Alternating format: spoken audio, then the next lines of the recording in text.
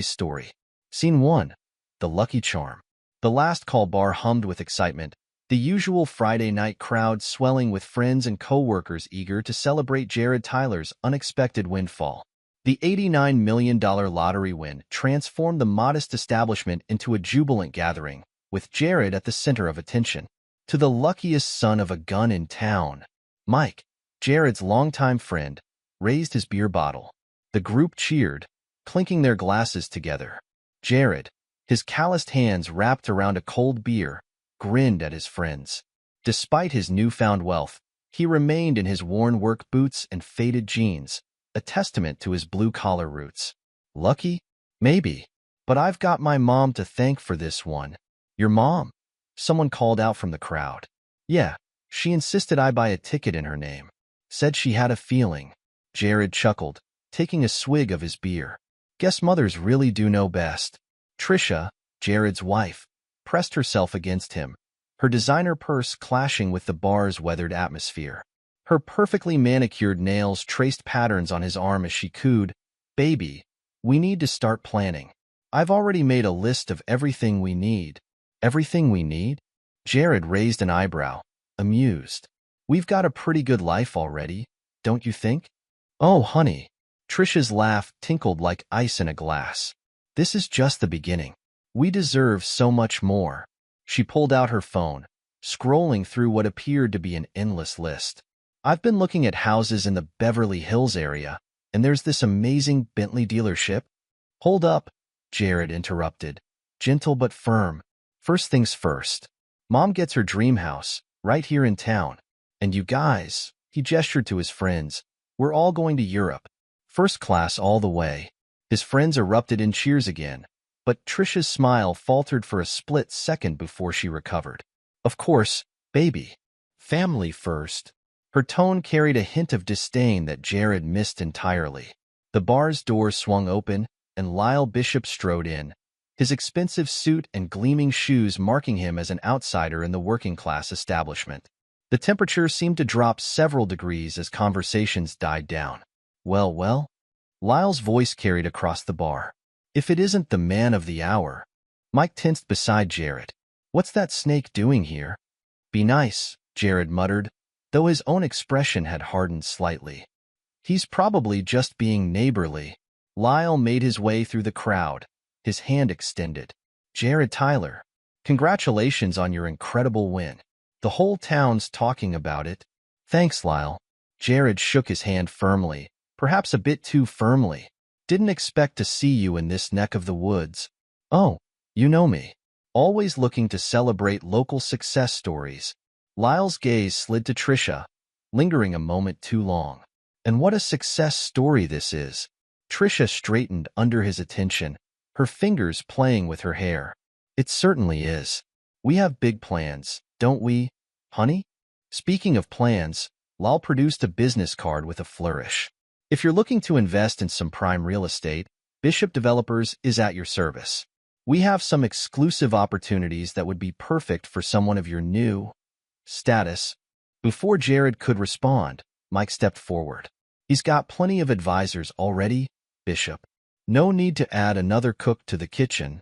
Lyle's smile never wavered, but his eyes turned cold. Just trying to help a neighbor. Wouldn't want all that money going to waste on inferior investments. The tension in the air thickened. Jared's friends exchanged knowing looks, their protective instincts kicking in. I appreciate the offer, Jared said diplomatically, but like Mike said, I've got some solid plans already. Of course. Lyle backed away smoothly. But the offer stands. Trisha knows where to find me if you change your mind. He turned to leave, but not before shooting Trisha another meaningful look. As the night wore on, the celebration continued, but there was an undercurrent of unease. Jared's friends huddled in small groups, their conversations hushed. You need to watch that guy, Jared, Mike warned after Lyle left. He's got a reputation for taking advantage of people, and the way he was looking at Trisha, another friend added, trailing off meaningfully. Jared waved off their concerns. You guys worry too much. Trisha's my wife. We're solid. Just keep your eyes open, man, Mike insisted. Money changes people. And some people, He glanced at the door where Lyle had exited. They smell it like sharks smell blood. Throughout the evening, Trisha remained by Jared's side, but her attention was increasingly focused on her phone. Her thumbs moved rapidly across the screen, her expression alternating between secret smiles and forced enthusiasm whenever Jared looked her way. As the celebration wound down, Jared gathered his friends close. I mean it about Europe. All of you. You've had my back through thick and thin. Now it's my turn to give back. To Jared. They cheered again, genuine affection in their voices. And to Mom, Jared added, raising his glass higher. My lucky charm.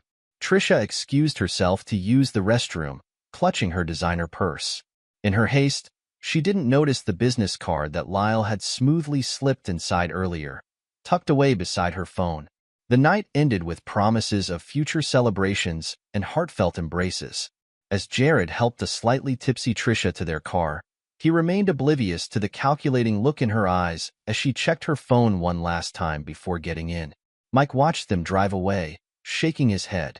I've got a bad feeling about this, he muttered to himself, but the roar of Jared's truck engine drowned out his words. Scene 2. The cracks appear. 3 days after the celebration at the last call, Jared stood in his living room, surrounded by paint swatches and renovation magazines. The modest house he'd shared with Trisha for the past 5 years suddenly seemed full of possibilities. What do you think about knocking down this wall? Jared called out to Trisha, who sat curled up on the couch, her attention fixed on her phone. We could open up the whole space. Maybe add one of those kitchen islands you've always wanted. Trisha barely glanced up. Oh yeah, whatever you think is best. Jared frowned, letting the magazine drop to his side. You've been glued to that phone all morning. Everything okay? Just looking at real estate listings, she replied quickly, too quickly. You know, getting ideas. I thought we agreed to stay here, just fix the place up a bit. Jared moved closer, his work boots heavy against the floor. This is our home. Trisha's head snapped up, her perfectly lined eyes narrowing. Our home? This tiny box with the leaky roof and creaky floors? We have millions now, Jared. We should be living somewhere worthy of our new status. New status? Jared's voice hardened slightly. Money doesn't change who we are, Trisha. Maybe it should, she muttered, turning back to her phone. Jared watched her for a moment, noting how different she looked from the woman he'd married. The designer clothes she bought immediately after his win seemed to have transformed more than just her appearance. I need that receipt from the furniture store, he said suddenly. The one you put in your purse yesterday. Check the kitchen drawer. Trisha replied absently. Already did. Mind if I check your purse? Something flickered across Trisha's face. Alarm? But she composed herself quickly. Go ahead. I'm sure it's in there somewhere. Jared moved to the entryway where her purse sat. As he reached inside, her phone buzzed with an incoming message. The preview caught his eye before he could look away. Miss you already. Last night was incredible. Can't wait to see you again. Oh, the world didn't stop. There was no dramatic pause, no sudden revelation. Just a cold, hard clarity that settled into Jared's bones as he pulled out her phone and opened it. She'd never changed the password he knew.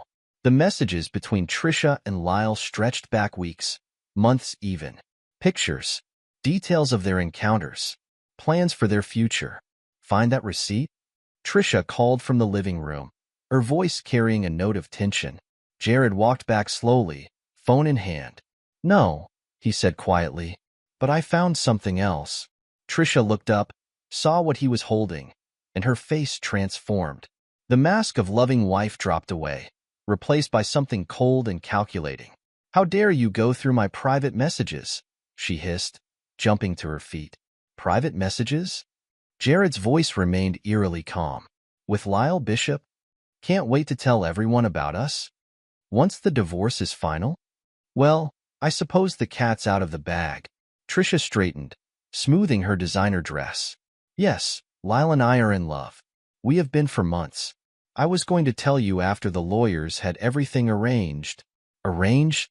Jared's fists clenched at his sides. You mean after you figured out how to get your hands on the money? I deserve half of everything, Trisha shot back. I've put up with this pathetic little life for 5 years. playing the devoted wife while you worked your construction job, never aspiring to anything more. And now that we finally have a chance at a real life, you want to waste it on home improvements and trips with your low-life friends? Each word hit Jared like a physical blow, but he didn't flinch. Those low-life friends warned me about you. About Lyle. I didn't listen. Because you're a fool, Trisha spat. A simple, working-class fool who got lucky. Lyle knows what to do with money. He has vision, ambition, everything you lack. Everything I lack? Jared's voice dropped to a dangerous whisper. I gave you everything I had. Worked 60-hour weeks so you could have your shopping trips and spa days. Loved you through complaint, demand. And this is how you repay me? Oh, spare me the wounded husband routine. Trisha grabbed her purse, dumping its contents onto the coffee table as she searched for her car keys. My lawyer will be in touch about the divorce. I expect half of everything, including the lottery money. The lottery ticket was in my mother's name, Jared reminded her, his voice like steel. Trisha's face contorted with rage. That convenient little detail won't hold up in court. I'm your wife. I have rights. Rights? Jared laughed, a sound devoid of humor. You want to talk about rights after betraying vow you made? Save it for the judge. Trisha found her keys and headed for the door. Lyle's waiting for me. We have a meeting with our realtor about a penthouse in the city. Using my money to build your love nest with him? Jared's words stopped her at the door. That's not going to work out quite the way you planned. Something in his tone made Trisha turn back. For the first time, she saw something new in her husband's eyes. Something cold and calculating that matched her own expression. Is that a threat? She asked, trying to sound confident despite the sudden chill in her spine. No, Trisha. It's a promise. Jared picked up Lyle's business card from among the scattered contents of her purse. You and Lyle wanted to play games? Fine. Let's play. You don't scare me, Jared. But her voice wavered slightly. I should. He slipped the business card into his pocket. Because unlike you, I don't make empty threats. And unlike Lyle, I don't need to hide behind lawyers and fake smiles. You wanted the real me? Well, congratulations. You're about to meet him. Trisha fled through the door, her designer heels clicking rapidly against the pavement. Jared watched through the window as she got into her car, the car he'd bought her, and sped away. Inside his pocket, his fingers traced the edges of Lyle's business card. His mind was already working, calculating, planning. They thought he was a simple construction worker who got lucky. They were about to learn just how wrong they were. Scene 3. The legal chessboard. Margaret Cochran's office exuded an aura of quiet competence. The veteran family lawyer sat behind her mahogany desk, examining the documents spread before her with sharp, experienced eyes. Across from her, Jared sat straight-backed in his chair, his expression unreadable. Your wife's lawyers are pushing for an immediate settlement, Margaret stated, adjusting her reading glasses. They're claiming entitlement to half of the lottery winnings, plus alimony. They can claim whatever they want, Jared replied, his voice steady. But there's something they don't know. Margaret raised an eyebrow. And what's that? Jared reached into his jacket pocket and pulled out the original lottery ticket. This ticket was purchased in my mother's name. Ethel Hood. I have the security camera footage from the convenience store showing me buying it, stating clearly it was for her. A slow smile spread across Margaret's face. Now that's interesting. In our state, lottery winnings are considered the property of the person named on the ticket. And since your mother is a separate entity, Trisha has no automatic claim to the money, Jared finished. But there's more. He pulled out his phone and placed it on the desk. I have video evidence of her affair with Lyle Bishop, text messages, hotel receipts, everything documenting their relationship going back months before the lottery win. Margaret leaned forward, her professional demeanor sharpening with interest. Our state still operates on a fault-based divorce system. Infidelity isn't just grounds for divorce. It can seriously impact the division of assets. Exactly. Jared's eyes held a determined glint. I want to use this information, but not in the way you might expect. What did you have in mind? I want to secure the divorce quickly, using the infidelity evidence. But I don't want to reveal the lottery ticket detail just yet. Let them think they still have a shot at the money. Margaret studied him carefully. You're planning something. Let's just say I have a particular way I want to handle this situation. Jared's voice carried an edge of steel. What I need to know is, will you help me do this legally? My job is to represent your interests within the bounds of the law, Margaret replied carefully. As long as everything we do stays within those bounds, I'm on your side. The courthouse hearing room buzzed with tension. Tricia sat with her lawyer, wearing an expensive new suit and an expression of confident entitlement. Lyle Bishop sat in the gallery behind her, his presence a deliberate provocation. Margaret approached the judge's bench with measured steps. Your Honor, we have evidence of Mrs. Tyler's infidelity, which under state law constitutes grounds for an at-fault divorce. Tricia's lawyer jumped to his feet. Your Honor, my client's personal life is irrelevant. We're here to discuss the equitable division of marital assets, including an $89 million lottery winning. Actually, Margaret's voice carried clearly through the room. We have documentation showing that the winning lottery ticket was purchased in the name of Ethel Hood, Mr. Tyler's mother. Under state law, these winnings are her separate property, not marital assets. The color drained from Tricia's face. Her lawyer frantically flipped through his papers, clearly caught off guard. Furthermore, Margaret continued, we have extensive evidence of Mrs. Tyler's infidelity, including text messages, hotel receipts, and video surveillance, all of which predate the lottery win. The evidence was displayed on a screen in the courtroom. Tricia's face reddened as her private messages with Lyle appeared before everyone. Her lawyer shifted uncomfortably in his chair.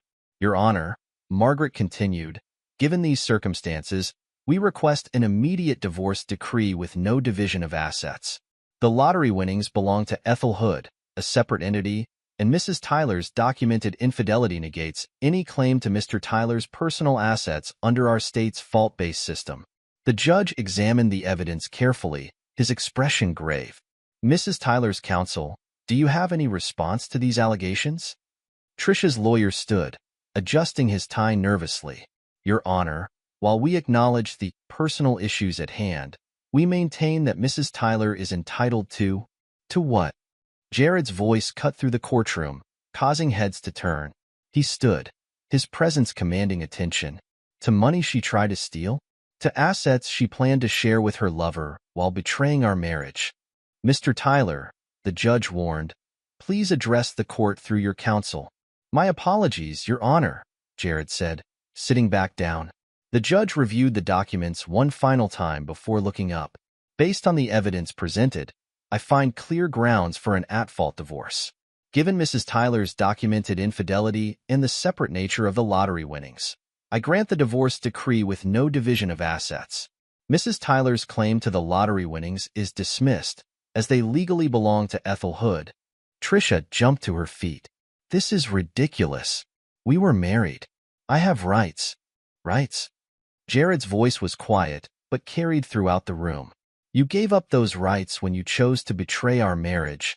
The judge banged his gavel. Order in the court. This matter is decided. Next case.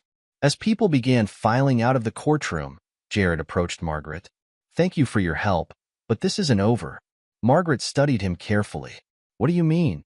I want to retain your services, Jared said, his voice low. Not for the divorce that's done, but for what comes next. And what exactly comes next? Jared's eyes tracked Tricia and Lyle as they hurried out of the courtroom. Let's just say I have plans for them. Legal plans, but plans nonetheless. Can I count on your help? Margaret considered for a moment before nodding. As long as we stay within the law, I'm your lawyer. Perfect. Jared's smile didn't reach his eyes. Because what I have in mind is going to require a very careful understanding of exactly what the law allows. As they left the courthouse, Jared caught sight of Tricia and Lyle in an intense discussion by their car. Their faces showed anger, frustration, and most satisfyingly, fear. They had no idea that this was just the beginning. Jared pulled out his phone and made a call. It's done. Start moving the money. He had already arranged with his mother to transfer all the lottery winnings to secure accounts where neither Tricia nor her lawyers could touch them. Every penny would be protected, ready to be used according to his plans. The sun was setting as Jared drove home, his mind already working through the next phases of his strategy. They thought they could play him for a fool, use him for his money. Now they would learn exactly what kind of man they'd crossed. Not the simple construction worker they dismissed, but someone far more dangerous. A man with nothing left to lose and the resources to make them pay for their betrayal. The first battle was won, but the war was just beginning, and Jared Tyler was prepared to fight it to the bitter end. Scene 4. Illusions of Grandeur. Music pulsed through Lyle Bishop's penthouse as crystal chandeliers cast fractured light across the faces of Empire City's elite. Trisha, draped in a designer gown that probably cost more than most people's monthly salary, hung on Lyle's arm like a trophy. Another round of champagne. Lyle called out to a passing server, his voice carrying a forced cheerfulness that didn't quite mask his tension. We're celebrating our latest development project. Among the crowd, a man in maintenance coveralls adjusted the thermostat, his baseball cap pulled low. Only the keenest observer would recognize Jared Tyler beneath the disguise. Leon's connections had secured him access to the party under the guise of building maintenance. The Bishop Heights project will revolutionize the downtown area, Lyle announced to a group of investors, but Jared noticed the slight tremor in his hand as he raised his glass. We're looking at a $50 million return in the first year alone. Trisha chimed in, her voice carrying across the room. And we're redecorating the penthouse next month. The current design is so pedestrian. She wrinkled her nose at the multi-million-dollar furnishings surrounding them. Jared watched as Lyle's jaw tightened almost imperceptibly. Of course, darling. Whatever you want. Through his earpiece, Leon's voice crackled. Got the bugs planted in the study and master bedroom. You getting this? Jared pretended to check the thermostat while murmuring, loud and clear, keep an eye on the security feeds. A commotion at the entrance drew everyone's attention. Mayor Kenneth Winters arrived, his politician smile firmly in place. But Jared didn't miss the way Lyle's face drained of color. Ken, so glad you could make it. Lyle's voice was too loud, too eager. The mayor's handshake was brief, his smile cold. Wouldn't miss it. Though we need to discuss that zoning issue. Privately. Of course. My study is just... Now, Lyle. The mayor's tone left no room for argument. As they moved toward Lyle's study, Jared noticed a server's tray of drinks wobbling precariously. He stepped forward, steadying it just before it could crash. Thank you, the young server whispered, his hands shaking. Mr. Bishop would kill me if I made a mess. He already docked my pay for being 2 minutes late. Does he treat all his staff this way? The server's bitter laugh was answer enough. You should see how he treats his construction workers. Through his earpiece, Leon's voice returned. Boss, you're going to want to hear this. The bugs in the study are picking up something interesting. Jared moved closer to the study door, pretending to check another thermostat. Mayor Winter's voice carried through his earpiece. You promised those permits would be clean, Lyle. Now I've got reporters asking questions about campaign contributions. It's under control, Ken. The Bishop Heights project will cover everything. Like the last 3 projects were supposed to. I've got an election coming up. I can't afford any more of your mistakes. Their voices dropped lower, but the bugs picked up every word. Jared listened as they discussed kickbacks, forged permits, and millions in misappropriated funds. Leon, Jared murmured. Tell me you're recording this. Every word, boss. And the cameras are getting some interesting body language, too.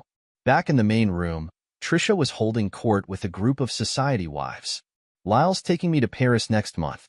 The shopping there is just so much more civilized than in this dreary little town. More champagne, Mrs. Bishop? Jared offered, keeping his face down. Trisha barely glanced at him. It's still Misarius. And yes, make it quick. As he handed her the glass, he noticed the credit card she was fidgeting with. One of many spread across Lyle's accounts, he knew. The spending reports Leon had acquired showed her burning through money faster than Lyle could make it. The study door burst open, Mayor Winters storming out with Lyle close behind. Both men's faces were flushed with anger barely contained beneath their public masks. Everything all right, darling? Trisha called out, but Lyle waved her off. Just business, dear. Always business. He pulled out his phone, stepping away to make a call. What do you mean the Hamilton property fell through? I don't care what it costs. Get it done. Jared watched as cracks appeared in Lyle's carefully constructed facade. The man was juggling too many lies, too many schemes, and the pressure was showing. Through his earpiece, Leon chuckled. "Want to know the best part, boss? That Hamilton property? Guess who just bought it through a shell corporation?" Jared allowed himself a small smile as he adjusted another thermostat. The pieces were falling into place. As the party wound down, Lyle's mask slipped further. His smile became more strained with each passing hour, especially when Trisha announced her plans for redecorating to yet another group of guests. "Leon," Jared murmured, "make sure those bugs are well hidden. Something tells me we're going to hear some interesting conversations tonight." "Already done. And boss, got something else you might want to see." Caught the mayor and Lyle in what you might call a compromising position. Very clear photos of money changing hands. "Save everything. We'll need it later." As Jared packed up his maintenance tools, he took one last look at the party. Trisha was still playing the role of the pampered socialite, but her laughter had a desperate edge. Lyle was in a corner, arguing quietly but intensely into his phone. And Mayor Winters was making a hasty exit, straightening his tie as he went. The perfect facade was already cracking. Now it was time to shatter it completely. Scene 5. The Economic Assault. The offices of Bishop Developers gleamed with chrome and glass, a monument to Lyle's ego. But behind the impressive facade, chaos reigned. "What do you mean Johnson's resigned?" Lyle's voice boomed through the executive floor. "He's been our chief architect for 5 years." His assistant, nervously clutching a stack of resignation letters, swallowed hard. He received a better offer. Double his current salary, plus benefits. From New Horizon Development. New Horizon? I've never even heard of them. Lyle slammed his fist on his desk. First Hamilton leaves, then Peterson. Now Johnson? Who the hell is behind this? In an office across town, Jared sat with Margaret, reviewing the incorporation papers for New Horizon Development. "Everything's in order," she confirmed. "The company's completely untraceable back to you, and the offers to Lyle's employees? All legal, all above board. You're simply offering better compensation packages."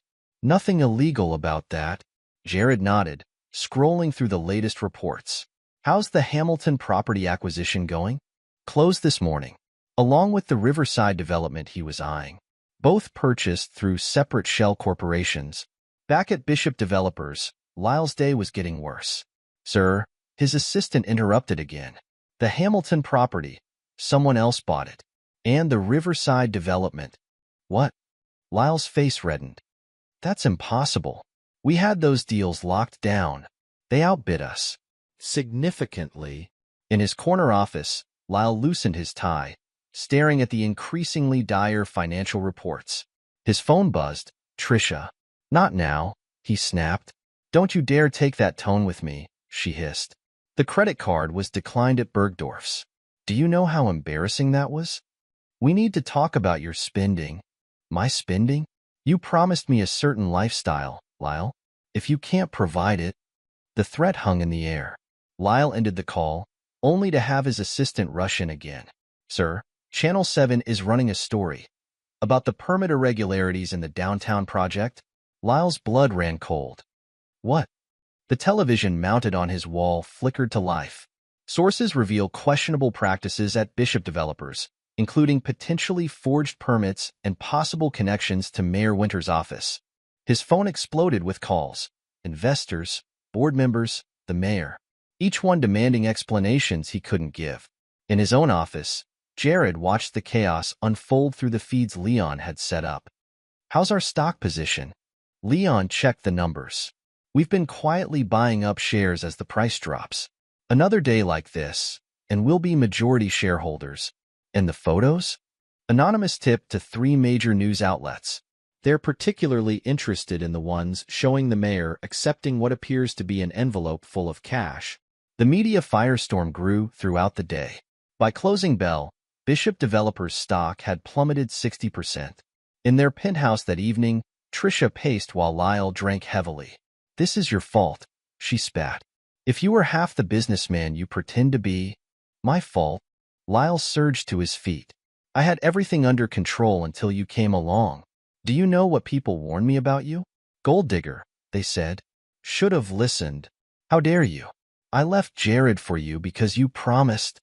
You left him for his money. And when that didn't work out, you latched onto me. Their argument echoed through the bugs Jared had planted, each word confirming what he'd already known. The mighty have fallen, Leon observed, listening alongside Jared. They're not done falling yet, Jared replied, reviewing the next phase of his plan. Have our people reached out to Lyle's remaining key employees? Offering packages are going out tonight. By this time tomorrow, he'll have lost his entire senior staff. The following weeks saw Bishop Developers' empire crumbling piece by piece. Each day brought new revelations, new setbacks, new betrayals. Lyle grew increasingly paranoid, seeing enemies in every shadow. Trisha's spending became more frantic, as if she could shop away the impending doom. In his office, Jared orchestrated it all. Every move calculated, every strike targeted for maximum damage. The mayor's office is distancing themselves, Margaret reported. They're claiming no knowledge of any improper dealings. Time to release the second batch of photos, Jared decided. Let's see how they distance themselves from those.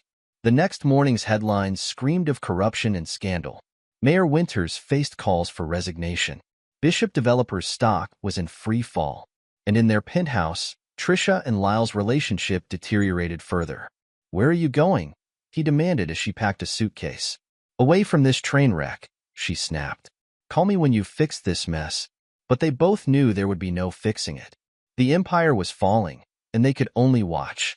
Through it all, Jared observed with the patience of a man who had planned for every contingency. This wasn't just revenge, it was justice, served cold and calculated. Scene 6. The Descent into Chaos.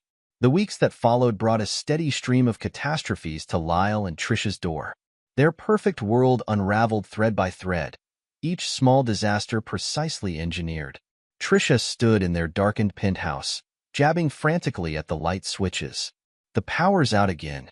This is the third time this week. I paid that bill, Lyle insisted, his once immaculate suit now wrinkled from a day of crisis meetings. I know I did. Like you paid the car payment? Or the property taxes? Trisha's voice dripped with venom. Do you know I had to take a taxi home because they repossessed my Mercedes? Through the bugs still hidden in their home, Jared listened to their mounting desperation. Leon's network had been busy, redirecting mail, misplacing payments, ensuring every day brought a new inconvenience. Did you talk to Winters? Trisha demanded. He won't take my calls. Lyle slumped onto their designer couch. No one will. The board's meeting tomorrow to discuss my voluntary resignation. In his own office, Jared reviewed the latest reports with Margaret. Bishop Developers' stock? Worth less than the paper it's printed on, she confirmed. Your shell corporations now own controlling interest, bought at pennies on the dollar. And the mayor? Fighting for his political life. Those photos we leaked hit harder than expected. A commotion from the bugs drew their attention back to the penthouse feed. Sirens wailed in the background. What now? Lyle groaned. Fire department, sir. A pounding at their door. We've received reports of smoke. There's no fire here. But the firefighters were already breaking down the door, hoses at the ready. Third false alarm this week, Leon noted with satisfaction. Funny how these things happen. Back in the penthouse, Trisha was reaching her breaking point. I can't live like this. Do you know what people are saying about us? My own friends won't return my calls. Your friends? Lyle laughed bitterly. You mean the social climbers who only wanted your money? Our money?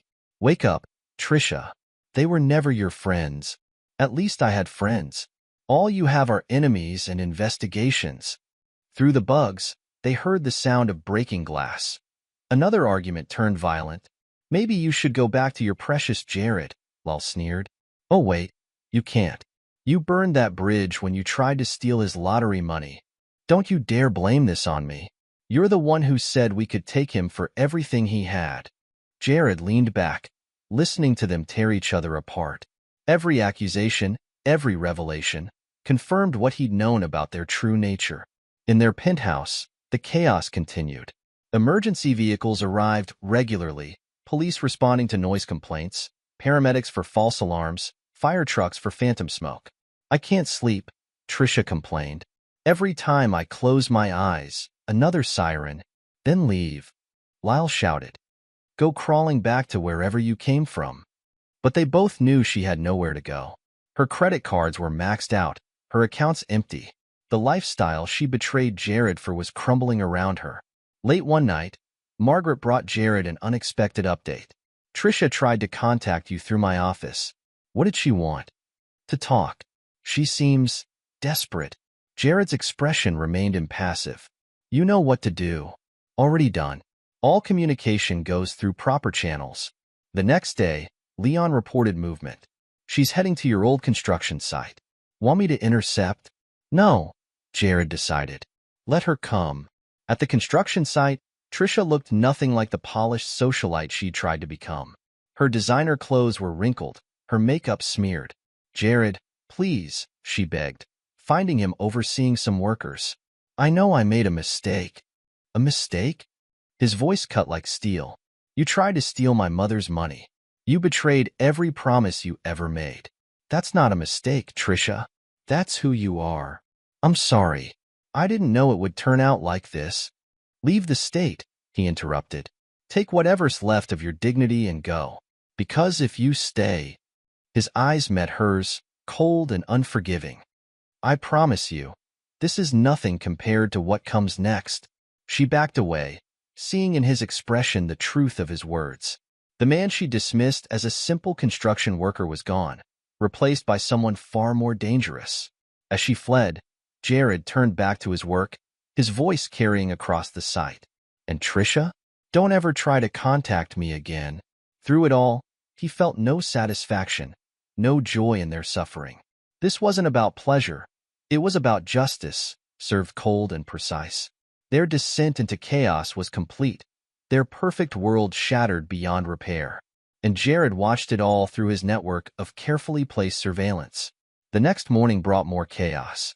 Lyle's phone rang incessantly, creditors, board members, investigators all demanding answers he couldn't provide. The mayor had publicly denounced him, claiming no knowledge of their dealings despite the damning photos circulating in the media. Sir, his assistant interrupted, looking pale. The SEC is here. They want to review all our permit applications from the last 5 years.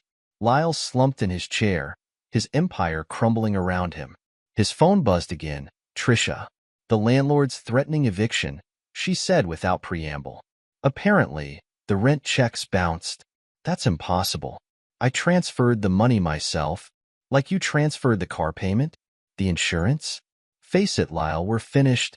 In his office across town, Jared reviewed the latest reports with Leon. The surveillance feeds showed Lyle and Trisha's world imploding exactly as planned. The SEC investigation? He asked. Right on schedule, Leon confirmed. Amazing what they find when someone points them in the right direction. Through their bugs, they heard another argument erupting in the penthouse. Trisha's voice rose in hysteria as she discovered another maxed-out credit card. Lyle's responses became increasingly desperate as he tried to explain their mounting financial disasters. I warned you, Lyle shouted. Your spending was out of control. You promised me everything. The houses, the cars, the lifestyle. It was all lies. Like the lies you told Jared? Don't pretend you're innocent in this. Their voices echoed through the surveillance system, each accusation confirming what Jared had known about their true characters.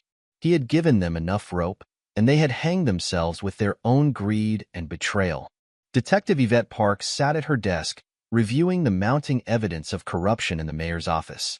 Files were spread across her desk, financial records, permit applications, surveillance photos. And through it all, one name kept appearing on the periphery, Jared Tyler. She studied the patterns emerging, the systematic dismantling of Bishop developers, the strategic release of damaging information, the perfectly timed financial catastrophes. Too precise to be coincidence, too clean to be illegal. Quite a web you're weaving, Mr. Tyler, she murmured to herself, adding another note to her growing file. But without concrete evidence linking him directly to any of these events, she could only watch and wait, documenting the fall of those who had wronged him. The destruction Jared had orchestrated was complete. Bishop Developers was in ruins, its stock worthless, its reputation destroyed. The mayor faced criminal investigations and demands for his resignation. And at the center of it all, Lyle and Trisha's relationship had devolved into a bitter war of recriminations and blame. Yet for Jared, this was never about mere revenge. It was about justice, cold, calculated, and absolutely legal. He had used their own greed and corruption against them, letting them destroy themselves while he simply removed the props holding up their facade of success. Through his network of surveillance, he watched as their perfect world crumbled to dust, knowing that every moment of their suffering was earned by their own choices and betrayals. Scene 7. The Confrontation. The abandoned warehouse stood isolated on the outskirts of town, its metal walls containing the echoes of its industrial past. Inside, Jared set up speakers around the vast space, each one carefully positioned for maximum effect. Surveillance feed is live. Leon's voice crackled through his earpiece. Target is en route. And the message? Sent. He thinks Trisha's planning to expose everything. Should be here in 10 minutes. Jared checked the audio equipment one final time. Start the playback when I signal. The warehouse door creaked open, and Lyle Bishop stepped inside, his once immaculate appearance now showing signs of strain. His designer suit was wrinkled, his tie askew. Trisha, he called out, his voice bouncing off the metal walls. I got your message. What's this about exposure? Lyle pulled out his phone, dialing Trisha's number. The call went straight to voicemail. Damn it, Trisha. Pick up. She's not coming. Jared's voice cut through the darkness. Lyle spun around, his face draining of color as Jared stepped into view. Tyler? What is this? This? Jared held up a remote. This is your moment of truth. He pressed a button, and the speakers crackled to life with Lyle's own voice. Of course I used her. That idiot construction worker won the lottery. It was too perfect.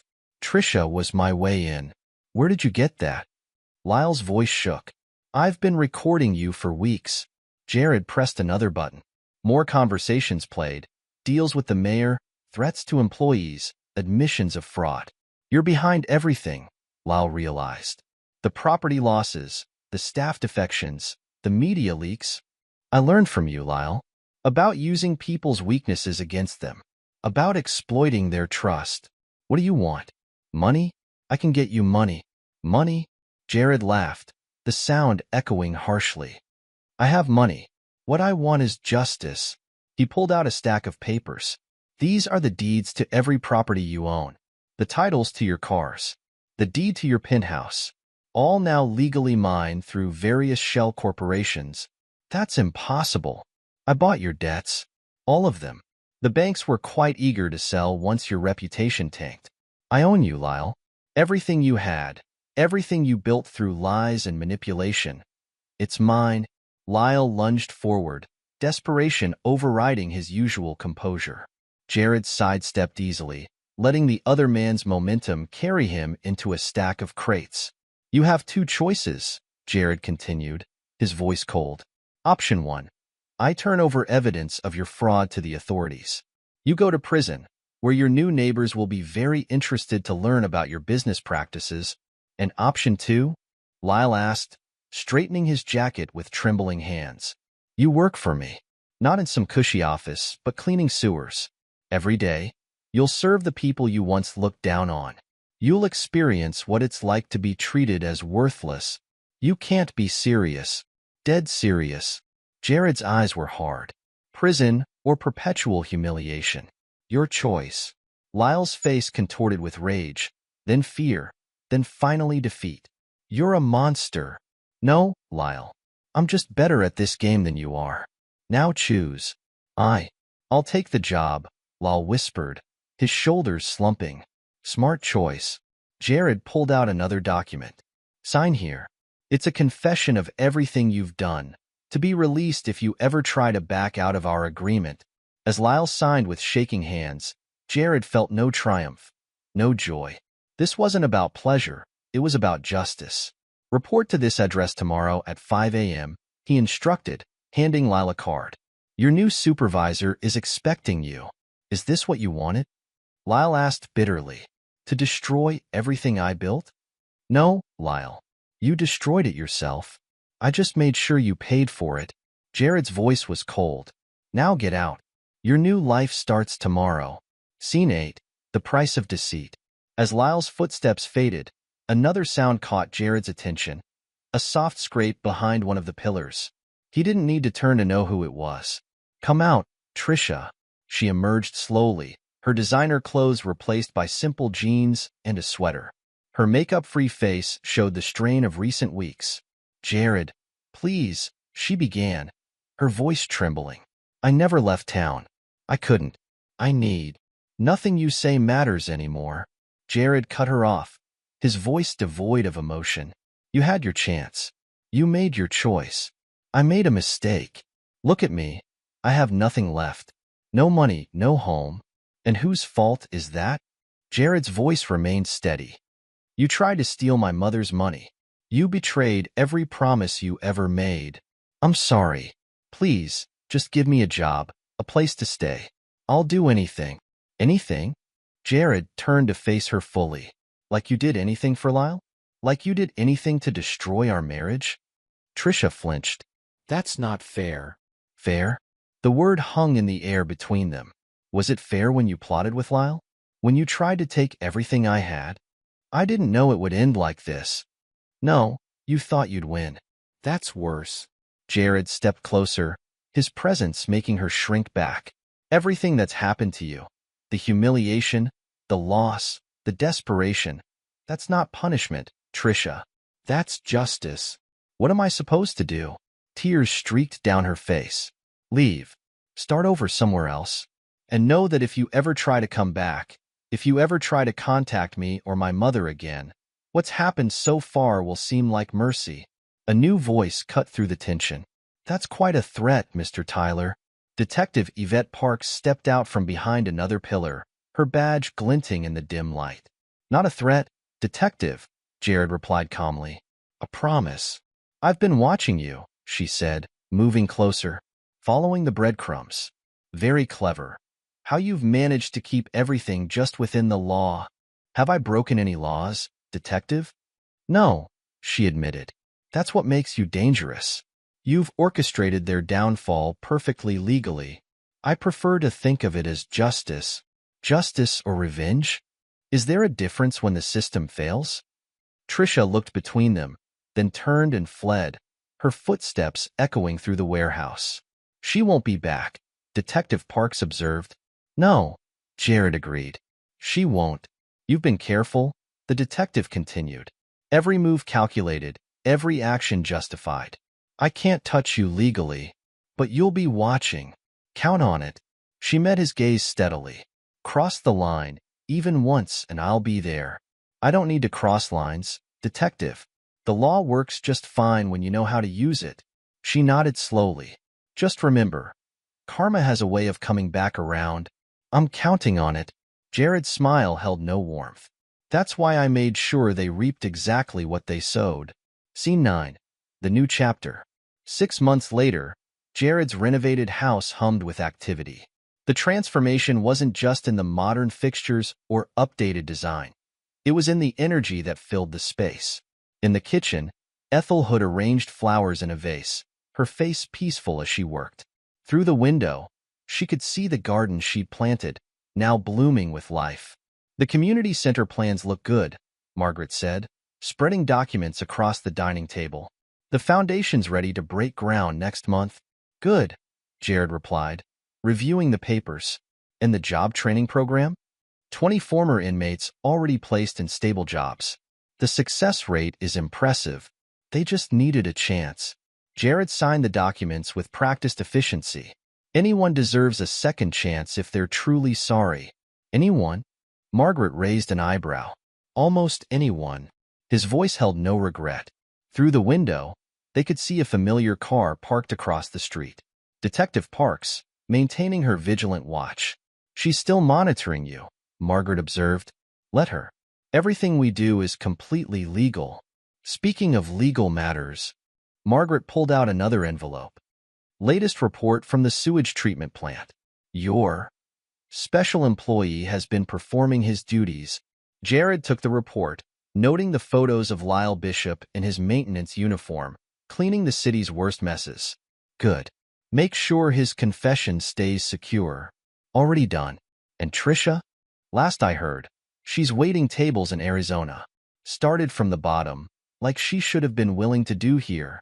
Ethel brought coffee to the table, her gentle presence a reminder of why Jared had fought so hard. The new charity foundation helped 3 more families this month, she said proudly. That's what wealth should be used for, Mom. Helping people who deserve it. A knock at the door revealed another ex-convict, here for his weekly check-in with the job program. Jared had made it his mission to help those truly seeking redemption. Mr. Tyler, the man said gratefully, I can't thank you enough for the chance. Make the most of it, Jared replied. That's all I asked. Outside, Detective Parks watched the interaction through her car window. She'd seen enough over the months to know that Jared Tyler wasn't the monster she'd initially suspected. His revenge had been cold and calculated, yes, but his subsequent actions showed a man dedicated to genuine justice. As evening fell, Jared stood in his study, a letter in his hand. Lyle's monthly report, detailing his continuing penance in the sewers. He dropped it in the shredder without reading it. The past was the past. He had a new mission now, using his power and resources to help those who deserved it, while ensuring that justice was served to those who didn't. In the garden, Ethel tended to her flowers, her happiness a reminder that good things could come from dark times. The community projects flourished, the charity foundation grew, and second chances were given to those who earned them. Jared had won, not just by defeating his enemies, but by building something stronger from the ashes of their betrayal. He'd learned that true power wasn't in wealth or revenge, but in using both to serve justice. Detective Parks drove away, satisfied that her watch was no longer needed. She'd seen a man who'd walked the line between revenge and justice, and chosen to use his power for good. The sun set on a changed world, not perfect, but more just. And in his renovated home, surrounded by the fruits of his victory, Jared Tyler allowed himself a real smile. He hadn't just survived their betrayal, he transcended it. The game was over. Justice had been served. And now, finally, it was time to look toward the future. Epilogue. 5 years later. The Tyler Community Center buzzed with activity as Jared inspected the new wing under construction. What had started as a single building had grown into a sprawling complex, offering job training, rehabilitation programs, and support services to those seeking a second chance at life. The new vocational training facility will be ready next month, Margaret Cochran reported, her role having evolved from merely legal counsel to trusted advisor and foundation director. Though her hair had grayed slightly, her sharp mind remained unchanged. We've already got a waiting list of applicants. Double the capacity, Jared decided. Use the Henderson Fund. His empire had grown, but unlike Lyle's former kingdom built on lies, Jared's was founded on helping others rebuild their lives. The Tyler Foundation had become one of the state's largest charitable organizations, known for its strict vetting process but generous support for those deemed worthy. Leon Wallace, still Jared's right-hand man, approached with a tablet. Got the latest report on our old friend. Lyle Bishop, once the city's premier real estate developer, now lived in a tiny apartment on the outskirts of town. 5 years of cleaning sewers had broken his arrogance, but not his spirit entirely. He'd tried leaving town once, only to find that Jared's influence reached further than he'd imagined. Now he worked diligently, understanding that his comfortable prison was better than a real one. He's requested permission to move to maintenance work, Leon continued. Says his back can't handle the sewer duty anymore. Jared considered this.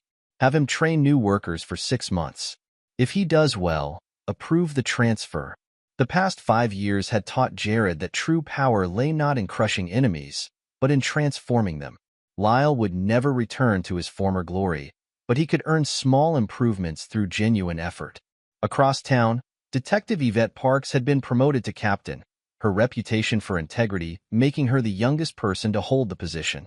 She still drove past the community center occasionally, but now it was to admire its work rather than monitor for wrongdoing. Mr. Tyler, a young man approached, wearing the center's maintenance uniform. Thank you again for the opportunity. My family. We never thought we'd recover after I got out of prison. Jared nodded, recognizing him as one of their rehabilitation program graduates. You earned it. Keep earning it. In Arizona, Trisha Arias lived in a modest apartment above the diner where she worked. The past 5 years had stripped away her designer tastes and social climbing ambitions. She tried dating wealthy men again, but word of her past seemed to follow her. Now she lived paycheck to paycheck, experiencing the humble life she'd once despised. Her latest letter to Jared, like all the others, remained unopened in a drawer in his office. He neither forgave nor pursued. Her punishment was living with the consequences of her choices. Mayor Winters had resigned in disgrace years ago, his corruption exposed. He occasionally saw Lyle at the sewage treatment plant, both men avoiding eye contact, remembering their former status. At the Tyler estate, Ethel Hood's garden had become a local attraction. She transformed the grounds into a community garden, teaching others the patience and care that had made her son's lottery ticket a blessing rather than a curse. The spring planting program starts next week, she told Jared during their weekly dinner. 10 new families joining this year. Jared smiled, one of his rare genuine expressions reserved for his mother and close friends. She had taught him that growth could come from the darkest soil, if tended with wisdom and care. Margaret's law firm, now the city's largest, specialized in corporate law and charitable foundations. She'd helped Jared structure his organizations to be impenetrable, learning from how they dismantled Lyle's empire. The new scholarship program launches next month, she reminded him. 50 full rides for students from underprivileged backgrounds. Make it 100, Jared decided, and add a mentorship component. His wealth had grown through careful investment and management. Unlike Lyle's flashy developments, Jared's business ventures focused on sustainable growth and community improvement. The same ruthless intelligence that had orchestrated his revenge now built lasting positive change. Leon's network kept tabs on all the players from 5 years ago. Trisha's diner was struggling, but she developed a work ethic she'd never known she had. Lyle's ex-employees, now scattered across various companies, had learned to value loyalty over quick profits. The Tyler Foundation's annual gala drew the city's elite, but unlike Lyle's old parties, the focus was on charitable impact rather than social climbing. Jared attended briefly, ensuring donors understood their contributions mattered. 5 years, Margaret mused during a quiet moment. Did you ever imagine this is where we'd end up? No, Jared admitted. I thought revenge would be enough. But this. He gestured to the community center, the gardens, the people rebuilding their lives. This is better. Captain Parks appeared at community events occasionally, her presence a reminder that justice could work through proper channels. She and Jared had developed a professional respect, each recognizing the other's role in maintaining order. The media had tried reporting on Trisha and Lyle's downfall initially, but Jared's legal team had quietly discouraged it. Their punishment wasn't about public humiliation. It was about living with their choices. Lyle's monthly reports continued, each one documenting his slow acceptance of his new status. He'd stopped asking for forgiveness, focusing instead on earning small privileges through consistent work. The Tyler Foundation's board meetings, held in the office where Jared had once planned his revenge, now focused on expanding their impact. The same meticulous planning that had dismantled his enemies now built opportunities for others. We've got a new candidate for the rehabilitation program, Leon reported. Former banker, committed fraud. Says he's learned his lesson. Standard procedure, Jared instructed. If he's genuine, help him. If not, they both knew the consequences of deception. Jared's network could build people up or break them down with equal efficiency. Ethel's garden parties became community traditions, bringing together foundation beneficiaries and donors. She never spoke of the lottery ticket that had started everything, focusing instead on nurturing growth in all its forms. The city had changed under Jared's influence. Where Lyle had built gaudy developments, Jared created sustainable communities. Where corruption had festered, transparency now prevailed. Margaret handled the legal details of each new project with the same precision she'd used to secure Jared's divorce years ago. Your mother's scholarship foundation is ready to launch, she reported. Named after her, as requested, the Ethel Hood Scholarship Fund would help others achieve their dreams legally and ethically. It was Jared's way of honoring the lucky charm that had started everything. In her Arizona diner, Trisha served customers with a humility she'd never known in her previous life. Sometimes she saw news about the Tyler Foundation's work and remembered what she'd lost through her own greed. Lyle's confession remained secured in Margaret's office, a reminder that consequences were permanent. He learned to find small satisfactions in honest work, something his former self would have scorned. Captain Park's office wall held a photo of the community center's opening, a reminder that redemption was possible for those who truly sought it. She'd become an advocate for the rehabilitation program, seeing its results firsthand. The epilogue of their story wasn't about revenge or punishment. It was about transformation. Jared had transformed his pain into purpose, his enemies into examples, and his wealth into opportunity. Leon's security team had evolved into a network helping former inmates rebuild their lives. The same skills that had tracked Trisha and Lyle now protected those seeking honest change. As Jared reviewed plans for the Foundation's next expansion, he reflected on the past 5 years. His mother's garden bloomed outside his window, a testament to patient growth and careful tending.